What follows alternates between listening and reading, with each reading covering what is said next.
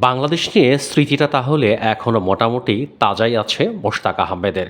সর্বশেষ তিনি বাংলাদেশে এসেছিলেন ১৯৯৮ সালে ইন্ডিপেন্ডেন্স কাপ ক্রিকেট খেলতে। বঙ্গবন্ধু স্টেডিয়ামে বাংলাদেশের বিপক্ষে নিয়েছিলেন ২০ রানে ২ উইকেট, ভারতের বিপক্ষে ৪৮ রানে ১ উইকেট। কিন্তু বাংলাদেশ দলের নতুন স্পিন কোচ হয়ে আসা পাকিস্তানের এই সাবেক লেগ স্পিনার আজ ফিরে গেলেন আরও অতীতে। নতুন দায়িত্ব নিয়ে গতকাল ঢাকায় এসে কাল মিরপুর শেরেবাংলা স্টেডিয়ামে গেছেন মোশতাক। ঘুরে ঘুরে মাঠ, ড্রেসিং রুম দেখেছেন, সৌজন্য বিনিময় করেছেন বাংলাদেশ দলের ক্রিকেটারদের সঙ্গে। তার হাতে বাংলাদেশ দলের অনুশীলন জার্সি তুলে দেন বিসিবির ক্রিকেট পরিচালনা ইনচার্জ ও জাতীয় দলের সাবেক ব্যাটসম্যান শাহরিয়ার নাফিস।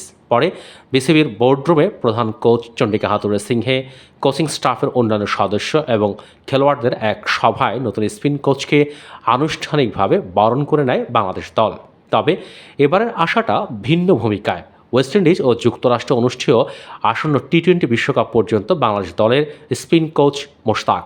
বাংলাদেশে ঘুরে যাওয়ার অতীত অভিজ্ঞতা যতই সুখস্মৃতি হয়ে থাকুক না কেন, এবারের কাজটাকে চ্যালেঞ্জিংই মনে হচ্ছে টেস্ট এবং ওয়ানডে মিলিয়ে ৩৪৬ উইকেটের মালিক মোশতাকের। ২০২০ সালের জুনে ইংল্যান্ড সফরে পাকিস্তান দলের স্পিন বোলিং কোচ ছিলেন মোশতাক। এর আগে দায়িত্ব পালন করেছেন ইংল্যান্ড এবং ওয়েস্ট ইন্ডিজের স্পিন কোচেরও। একজন কোচ হিসেবে ৫৩ বছর বয়সী এই পাকিস্তানি আত্মবিশ্বাসী বাংলাদেশের স্পিন বিভাগে তিনি পরিবর্তন আনতে পারবেন। একজন লেগ স্পিনারের জন্য বাংলাদেশ দলের দীর্ঘ অপেক্ষার কিছুটা হলেও অবসান ঘটেছে সম্প্রতি জাতীয় দলে রিশাদ হোসেনের আবির্ভাবে।